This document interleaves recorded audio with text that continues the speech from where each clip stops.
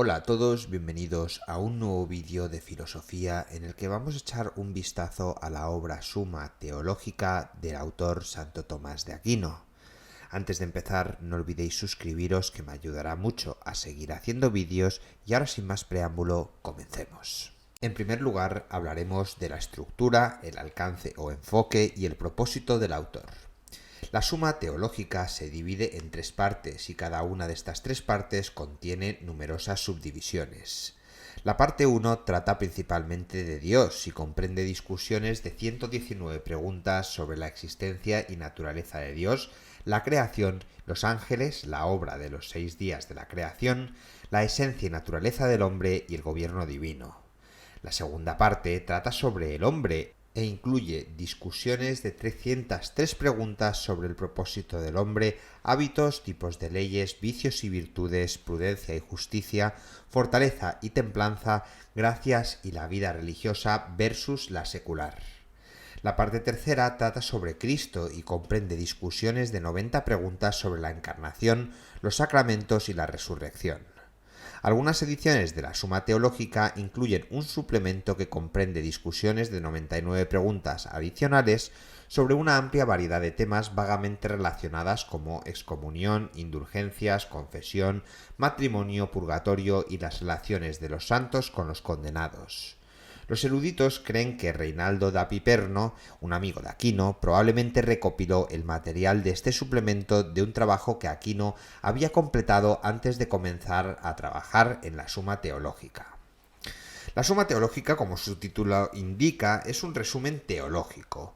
Busca describir la relación entre Dios y el hombre y explica cómo la reconciliación del hombre con la divinidad se hace posible en absoluto a través de Cristo. Con este fin, Aquino cita pruebas de la existencia de Dios y describe las actividades y la naturaleza de Dios.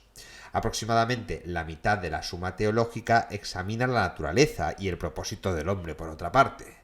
Finalmente, Santo Tomás de Aquino dedica su atención a la naturaleza de Cristo y al papel de los sacramentos en el establecimiento de un puente entre Dios y el hombre. Sin embargo, dentro de estos amplios límites temáticos, Aquino examina la naturaleza de Dios y el hombre con exquisito detalle. Su examen incluye preguntas sobre cómo actúan los ángeles sobre los cuerpos, la unión del cuerpo y el alma, la causa y los remedios de la ira, las maldiciones y la comparación de un pecado con otro. Aquino nos intenta ofrecer una visión verdaderamente universal y racional de toda la existencia. Pruebas de la existencia de Dios. La pregunta 1 de la parte primera de la Suma Teológica considera la naturaleza y el alcance de la doctrina sagrada o teología. Santo Tomás de Aquino concluye que, aunque la teología no requiere de la filosofía para promover el conocimiento de Dios, la filosofía no obstante puede ser útil para objetivos de la teología. La segunda pregunta de la primera parte se refiere a la existencia de Dios y se subdivide en 3 artículos. En el artículo primero, Santo Tomás de Aquino sostiene que la proposición Dios existe es evidente en sí misma, pero no para nosotros, y por lo tanto requiere demostración. El artículo segundo concluye que tal demostración es posible a pesar de las objeciones en contrario. El famoso tercer artículo aborda la cuestión de que si Dios existe, y en este artículo Aquino ofrece sus 5 caminos como prueba de la existencia de Dios. Caminos, o también llamadas vías de la existencia de Dios, dependiendo del país en el que usted se encuentre. Vamos a echar un vistazo a estas 5 vías o caminos. Primero, observamos que algunas cosas en el mundo están en movimiento. Todo lo que está en movimiento es puesto en movimiento por otro objeto que está en movimiento. Este otro objeto, a su vez, fue puesto en movimiento por otro objeto que le precedía, y así sucesivamente. Sin embargo, esta serie no puede retroceder hasta el infinito, ya que de lo contrario no habría un primer movimiento y por lo tanto ningún movimiento posterior. Por tanto, debemos concluir que hay un primer motor inmóvil que entendemos que es Dios. En la segunda vía observamos que todo tiene una causa eficiente y que nada es ni puede ser causa de sí mismo. Sin embargo, es imposible que la serie de causas se extienda hasta el infinito porque cada causa depende de una causa anterior y por lo tanto la causa última depende de una causa anterior también. Entonces, si no hay una causa primera, no habrá causas intermedias ni una causa final. Pero la ausencia de tales causas claramente no cuadra con nuestra observación, por lo que puede haber una primera causa eficiente a la que llamamos Dios. En tercer lugar, la tercera vía, observamos en la naturaleza cosas que pueden ser y no ser a medida que llegan a existir y dejan de existir. Sin embargo, tales cosas no siempre podrían existir, porque algo que posiblemente podría no existir en algún momento, en realidad no existe en algún momento. Por tanto, si es posible que todo no exista, entonces en algún momento no existió nada. Pero si nunca existiera nada, entonces nada existiría incluso ahora, ya que todo lo que existe requiere para su existencia algo que ya existió. Sin embargo, sería absurdo afirmar que nada existe incluso ahora. Por tanto, no todos los seres son meramente posibles, sino que debe haber alguna causa o existencia que sea necesaria. Ahora bien, cada cosa necesaria tiene su necesidad causada por otra cosa o no. Dado que es imposible que exista una serie infinita de causas de cosas necesarias, debemos concluir que hay algo que es necesario en sí mismo. La gente habla de esto como Dios. La cuarta vía. Los seres en el mundo tienen características en diversos grados. Algunos son más o menos buenos, verdaderos, nobles. Sin embargo, todas estas gradaciones se miden en relación con un máximo. Por lo tanto, debe haber algo mejor, más verdadero o más noble. Ahora bien, como enseña Aristóteles, las cosas que son más grandes en verdad también lo son en su existencia. Por lo tanto, debe haber algo que sea la causa del ser, la bondad y cualquier otra perfección o virtud que encontremos en los seres del mundo. A esta causa máxima la llamamos Dios. Finalmente, observamos la naturaleza que los objetos inanimados y no inteligentes actúan hacia el mejor propósito posible, aunque estos objetos no se den cuenta de ello. Está claro que estos objetos no logran su propósito por pura casualidad, sino más bien de acuerdo con un plan. Sin embargo, cualquier objeto inanimado o no inteligente que actúe con un propósito debe ser guiado por un ser que posee conocimiento e inteligencia, tal como una flecha es dirigida por un arquero. Por lo tanto, debe haber un ser inteligente que dirija a todas las cosas naturales hacia su propósito. A esto le llamamos Dios.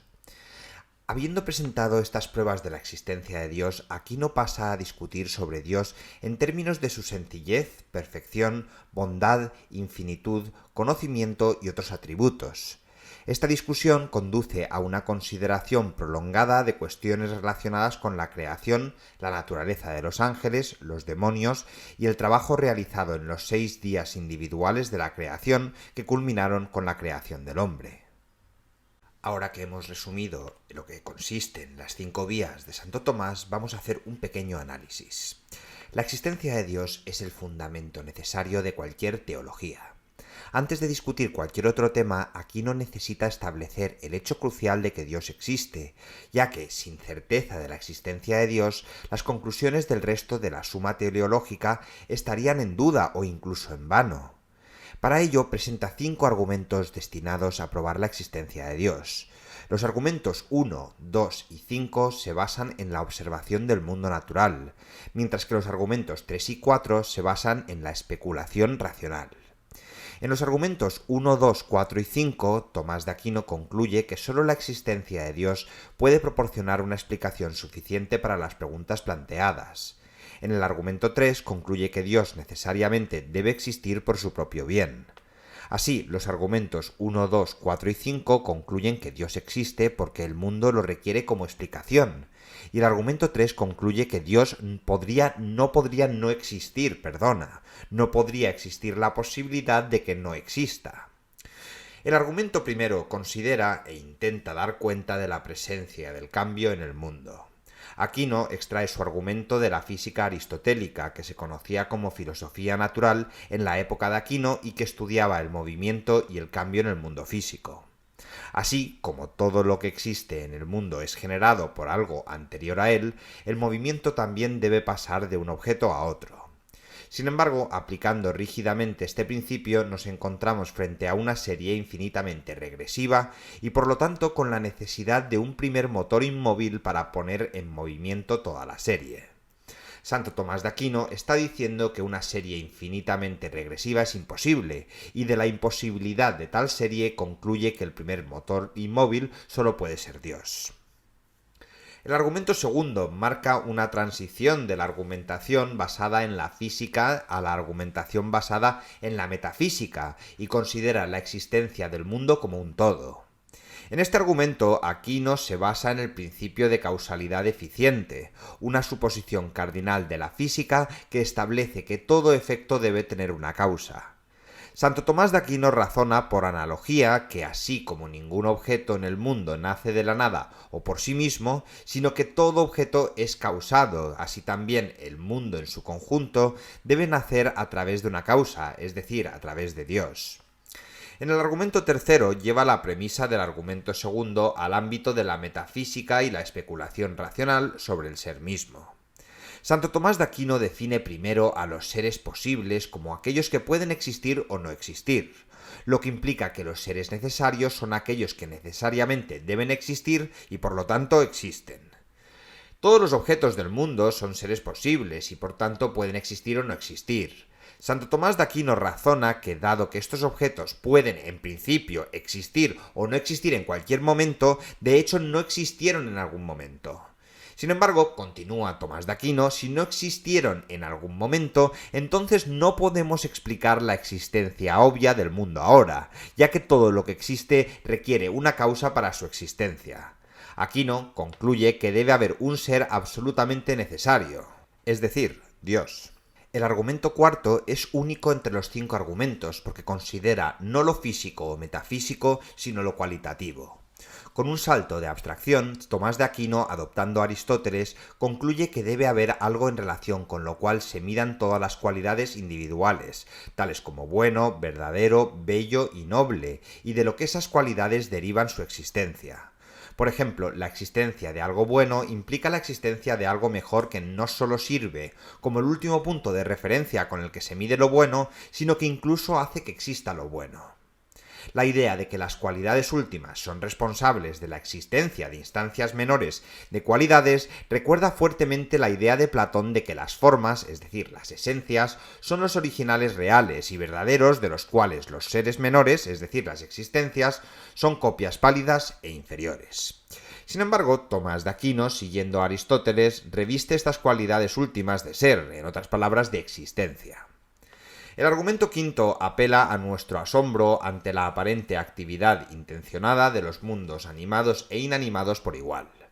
El mundo, que funciona con tanta suavidad, eficiencia, detalle y puntería, simplemente no puede ser producto de la casualidad, sino que debe ser el producto de una especie de gran arquitecto, es decir, de Dios. Aquino está sacando aquí 2 conclusiones bastante audaces. Hay un diseñador y que el diseñador es Dios. Existen fuertes lazos conceptuales entre los primeros 3 argumentos. Los argumentos 1 y 2 son similares en el sentido que ambos sostienen que no puede haber una serie de causas que se remontan infinitamente. Sin embargo, los 2 argumentos son diferentes en el que el argumento 1 considera la causa del movimiento en objetos individuales en el mundo, mientras que en el argumento 2 se considera la causa del mundo entero en sí. El argumento 1 da por sentada la existencia del mundo y busca explicar el cambio observable en el mundo físico. El argumento 2, por el otro lado, se basa en la observación del mundo, pero intenta dar cuenta de la existencia de este. El argumento tercero considera el concepto de ser en sí mismo y dirige su mirada hacia estados del mundo teóricos, no observables, mucho más allá de nuestra posible experiencia. En esta parte de la obra, Tomás de Aquino, tras haber dejado constancia de la existencia de Dios, se siente más libre para hablar de la naturaleza de Dios y de las obras humanas, que lo vamos a ver ahora mismo. La naturaleza y los límites del conocimiento humano. En la parte primera de la Suma Teológica, Aquino comienza su examen del funcionamiento y los límites del intelecto del hombre después de discutir el alma y la unión del cuerpo y alma. Las preguntas 84, 85 y 86, cada una de las cuales se subdivide en varios artículos, abordan la cuestión de cómo el alma, cuando está unida al cuerpo, comprende las cosas corporales. Por otro lado, el modo y orden de comprensión y, por último, lo que nuestro intelecto sabe sobre las cosas materiales. El alma conoce a los cuerpos a través del intelecto por un conocimiento que es inmaterial, universal y necesario, aunque solo Dios puede comprender todas las cosas. El alma cognitiva tiene el potencial de formar principios de comprensión y principios de sensación. Los objetos individuales de nuestro conocimiento no se derivan de formas platónicas, sino más bien de la mente de Dios. El conocimiento intelectual está formado por la conjunción de los sentidos pasivos y el intelecto activo. Es imposible que el intelecto comprenda nada sin que la mente forme fantasmas, es decir, imágenes mentales. El intelecto comprende abstrayéndose de los fantasmas y por lo tanto adquiere algún conocimiento de las cosas inmateriales. Nuestro conocimiento de las cosas, sin embargo, no es lo mismo que el conocimiento de nuestros fantasmas, porque si los dos tipos de conocimiento fueran iguales, entonces el sabor de la miel, por ejemplo, podría ser dulce o amargo dependiendo del estado del ánimo. Más bien, los fantasmas son los medios por los que llegamos a comprender las cosas. El conocimiento de los individuos es anterior al conocimiento de los universales. El intelecto es incapaz de conocer directamente las cosas individuales porque las percibe mediante fantasmas. Por otro lado, el intelecto percibe los universales directamente por medio de la abstracción. El intelecto es potencialmente capaz de comprender el concepto de infinito en la medida que puede formar la idea de sucesión infinita, pero en realidad es incapaz de comprender el infinito como tal. Las cosas contingentes se conocen a través de la experiencia de los sentidos e indirectamente por el intelecto, pero los principios necesarios que gobiernan esas cosas contingentes solo los conoce el intelecto. Aunque solo Dios puede saber cómo será el futuro en sí mismo, nosotros podemos tener algún conocimiento del futuro en la medida en que tengamos conocimiento de las causas y de los efectos. Aquino luego procede a discutir cuestiones adicionales relacionadas con el alma, la producción de los cuerpos del primer hombre y la primera mujer, la descendencia humana y el hábitat natural del hombre. El tratado sobre el gobierno divino concluye la parte primera de la Suma Teológica. Ahora que hemos comprendido las ideas principales de la naturaleza y los límites del conocimiento humano, vamos a proporcionar un pequeño análisis. La discusión de Tomás de Aquino sobre la capacidad del hombre para el conocimiento ocurre dentro del contexto de su discusión sobre el alma del hombre. Este hecho es significativo, ya que indica que Santo Tomás de Aquino cree que el intelecto no es una capacidad separada del alma, sino un componente del alma misma. Tener alma es tener razón e inteligencia. Tomás de Aquino acepta así la noción de Aristóteles de que la racionalidad es la esencia del hombre, aunque Tomás de Aquino no equipara toda la esencia del hombre con la racionalidad. Santo Tomás de Aquino acepta la proposición de que cualquier conocimiento que se considere conocimiento real debe ser universal, pero rechaza la opinión de Platón de que el conocimiento se deriva de la contemplación de ideas que existen latente e innatamente en la mente. Santo Tomás de Aquino insiste en que el alma, que incluye el intelecto, no tendría ningún uso para el cuerpo en sí, como sostenía Platón. Todo el conocimiento se deriva únicamente de la mente. Aunque no solo afirma así la necesidad del cuerpo y rechaza la noción de que el cuerpo es un impedimento para nuestra adquisición de la verdad, sino que también rechaza la doctrina de las ideas innatas. En otras palabras, contradice a Platón al afirmar que no hay nada en la mente que no haya sido primero en los sentidos. Al mismo tiempo, sin embargo, dice que la mente contribuye a la adquisición de conocimiento formando fantasmas, es decir, imágenes mentales que en última instancia se derivan de la experiencia sensorial y al formar ideas y principios universales. Por tanto, la experiencia sensorial proporciona el componente pasivo del conocimiento y la mente proporciona el componente activo del conocimiento. Las imágenes mentales que formamos no son el conocimiento universal en sí mismo.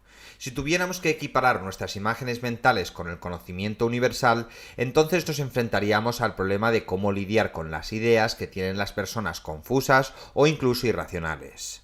Sería absurdo, por ejemplo, decir que la miel es tanto dulce como amarga. Pero si todos los fantasmas contaran como conocimiento, caeríamos exactamente en un subjetivismo tan radical en el que no hay un estándar objetivo de la verdad. Santo Tomás de Aquino llega a la conclusión de que los fantasmas se derivan en última instancia de cosas individuales, pero requieren la abstracción que proporciona el intelecto para elevarse al nivel del ser conocimiento. Este proceso de abstracción da como resultado la formación de ideas universales, es decir, de ideas que definen objetos según sus cualidades esenciales. Aquino llega a la sorprendente noción de que, aunque la experiencia sensorial de un objeto particular es necesaria para formular tanto una imagen mental de ese objeto como un concepto universal que se aplique a ese y a todos los objetos similares, el conocimiento del objeto material particular, como ese objeto es en sí mismo, es imposible precisamente porque tenemos una imagen mental de él. Es cierto que llegamos a conocer la esencia del objeto a través de la abstracción. Sin embargo, no tenemos y de hecho no podemos tener conocimiento del objeto como objeto material. Santo Tomás de Aquino dice así que todo conocimiento que valga el nombre de conocimiento es necesariamente abstracto. Este proceso de abstracción se hace posible gracias al conocimiento científico, es decir, el conocimiento de causas y efectos, y así podemos tener algún conocimiento del futuro a través de la predicción científica. Sin embargo, el intelecto tiene límites incluso con respecto al conocimiento abstracto. Obtenemos un concepto abstracto de infinito a través de la idea de sumar números infinitamente, por ejemplo, pero somos incapaces de comprender una serie infinita de números en sí. El propósito del hombre. El principio de la segunda parte de la Suma Teológica consta de 114 preguntas y nos ofrece una amplia discusión sobre el hombre, de quien se dice que fue creado a imagen de Dios. Las primeras 5 preguntas, cada una de las cuales se subdivide en varios artículos, tratan sobre el fin último del hombre, las cosas en las que consiste la felicidad del hombre, qué es la felicidad y las cosas que se requieren para el logro de la felicidad. Primero, a diferencia de los animales irracionales, el hombre tiene la facultad y la voluntad de la razón. La voluntad, también conocida como apetito racional, busca lograr tanto su fin como el bien, por lo que todos los actos guiados por la voluntad tienen un fin. En segundo lugar, la felicidad del hombre no consiste en riqueza, honor, fama, gloria, poder, bienes del cuerpo o placer. En efecto, la felicidad del hombre no puede consistir en ningún bien creado, ya que el objeto último de la voluntad del hombre, el bien universal, no se encuentra en ninguna criatura, sino únicamente en Dios, que es la fuente de todo bien. En tercer lugar, la felicidad es la perfección suprema del hombre, y cada cosa es perfecta en la medida en que es real. La felicidad final y completa del hombre no puede consistir más que en la contemplación de la esencia divina, aunque la posibilidad de esa contemplación se nos niega hasta que estemos en el mundo venidero. Mientras el hombre desee y busque algo, seguirá siendo infeliz. El intelecto sobre la esencia de una cosa, por ejemplo, conociendo un efecto como un eclipse solar, el intelecto se despierta y queda insatisfecho hasta que descubre la causa del eclipse. De hecho, el intelecto desea comprender la esencia de la causa. Por esta razón, el intelecto está insatisfecho con saber simplemente que la causa primera, es decir, Dios, existe. El intelecto busca penetrar más profundamente en la esencia misma de la causa primera. En cuarto lugar, las cosas necesarias para la felicidad deben derivar de la forma en que el hombre está constituido y diseñado para un propósito, ya que la felicidad consiste en que el hombre alcance ese propósito final. El conocimiento perfecto del fin inteligible, el logro real del fin y el detalle de la presencia del fin alcanzado deben coexistir en la felicidad. La felicidad en esta vida, que es necesariamente imperfecta, requiere de la rectitud de la voluntad. La existencia del cuerpo también es una parte muy importante y ciertos bienes externos si consiste en el uso del intelecto especulativo o prácticamente, es decir, respecto a la moral. La felicidad perfecta, que solo es posible en la vida venidera, consiste en la contemplación de la esencia divina, que es bondad. Finalmente, el hombre es capaz de alcanzar la felicidad, es decir, de ver a Dios, y una persona puede ser más feliz que la otra en la medida que esté más dispuesta a disfrutarlo. Sin embargo, la felicidad excluye la presencia del mal, y dado que el mal está presente en este mundo, es imposible que el hombre sea feliz en esta vida. Además, el hombre no puede alcanzar la felicidad perfecta porque es incapaz de ver a Dios en esta vida.